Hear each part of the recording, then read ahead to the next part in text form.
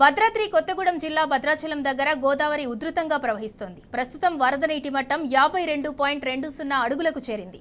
భద్రాచలం దగ్గర 13,80,071 క్యూసెక్కుల వరద ప్రవాహం వెళ్తోంది. ప్రస్తుతం రెండో ప్రమాద హెచ్చరిక కొనసాగుతుంది. నీటి మట్టం 52 అడుగులకు చేరుకుంటే అధికారులు మూడో ప్రమాద హెచ్చరిక జారీ చేయనున్నారు.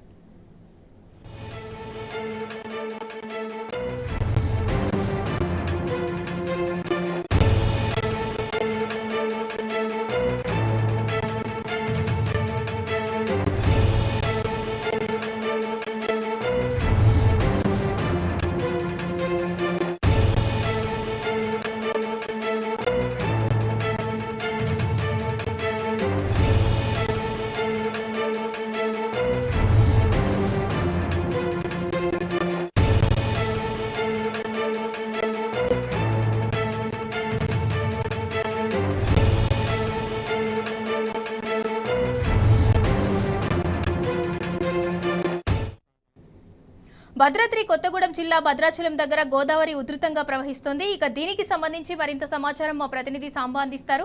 సాంబా, చెప్పండి. ఉదయం చూసుకున్నట్టయితే నీటి మట్టం 50.50గా ఉంది. ఇప్పుడు ప్రస్తుతం 52.20కి చేరింది.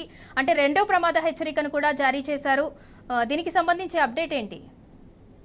52 అడుగుల దాటి 53 అడుగుల దిశగా భద్రాద్రి కొత్తగూడెం జిల్లా భద్రాచలం దగ్గర గోదావరి వరద ఉధృతి ప్రవహిస్తా ఉంది. మూడవ ప్రమాద హెచ్చరిక 53 అడుగులకు చేరుకుంటుంది అనేటువంటి సిడబ్ల్యూసీ అధికారుల అంచనాగా ఉన్నది. దాదాపు ఇప్పటికే చాలా చోట్ల రోడ్లు బ్లాక్ అయినటువంటి పరిస్థితి కనిపిస్తుంది. గడిచిన 3-4 రోజులుగా పెరుగుతూ వస్తున్నటువంటి గోదావరి ఇవాళ ఉదయం నుంచి ఏకబిగిన మూడో ప్రమాద హెచ్చరిక వైపు వెళ్తున్నటువంటి పరిస్థితి కనిపిస్తుంది.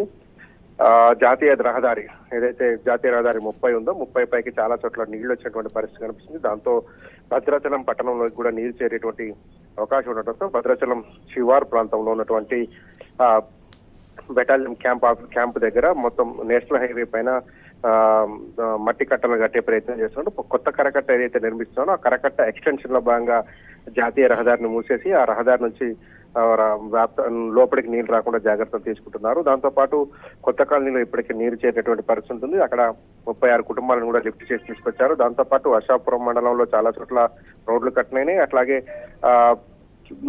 చట్టి ఏదైతే ఛత్తీస్గఢ్కి వెళ్ళేటువంటి ప్రధాన రహదారి ఉంటుందో చట్టి దగ్గర కూడా రోడ్డు కట్టైనటువంటి పరిస్థితి కనపడుతోంది. అట్లాగే ములుగు జిల్లాకు సంబంధించినటువంటి టేకులపల్లి దగ్గర కూడా రోడ్లు బ్లాక్ అయినట్టుగా చెప్తున్నారు.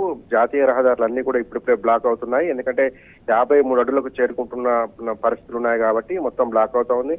మధ్యాహ్నం తర్వాత తగ్గుతుందనేటువంటిది సిడబ్ల్యూసీ అధికారులు అంచనా కనపడతా ఉన్నది. 53 అడుగులకు చేరిన తర్వాత ఒకసారిగా డిక్రీజ్ అవుతుందని చెప్తున్నారు. అయితే ఎగువ నుంచి వస్తున్నటువంటి వరద ఉధృతి బాగా పెరగడంతో తాడిపేరు ప్రాజెక్టుకు 1,00,000 క్యూసెక్ల దాకా వరద నీరు వస్తుంది. దానంతా కూడా కిందికి డిశ్చార్జ్ చేస్తున్నారు. అట్లాగే గోదావరి ఉపనది అయినటువంటి శబరి కూడా విస్తృతంగా ప్రవహిస్తోంది. ఎందుకంటే గడిచిన 2-3 రోజులుగా ఆంధ్ర ప్రాంతంలో విస్తారమైనటువంటి వర్షాలు కురుస్తున్నాయి. ఆ వర్షాల దాటికి సంబంధించినటువంటి వరద అంతా కూడా గోదావరి దిగువన ఏదైతే భద్రాచలం దిగువన కూనవరం, చింతూరు ఆ పరిసర ప్రాంతాల్లో యాడ్ అవుతా ఉంటుంది. కాబట్టి గోదావరి పోటేసి కూడా భద్రాచలం దగ్గర వరద లెవెల్స్ పెరుగుతున్నట్టుగా అధికారులు చెప్తున్నారు. ఏదేమైనప్పటికీ కూడా 53 అడుగులు చేరిన తర్వాత మళ్ళీ స్వల్పంగా తగ్గిపోతుందని చెప్తున్నారు.